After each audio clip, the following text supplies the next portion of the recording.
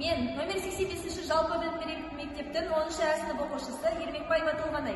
Тілдер мерекесіне арналған тілге құрмет, елге құрмет челленджін бастаймыз. Ұлтымыздың ұлы ұстазы Ахмет Байтұрсынұлының адамдық диқаншысы өлеңі.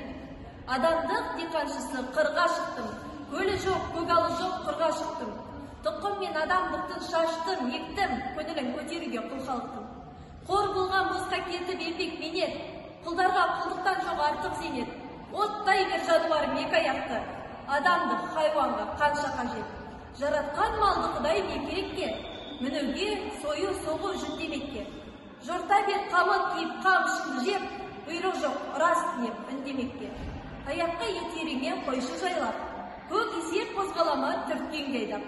Есептен алданғандай болғандар көп, жасықты асылма деп білмей қайрап. Осы челленджді номер 85 мектептің 9-шы сыныбына жолдаймыз.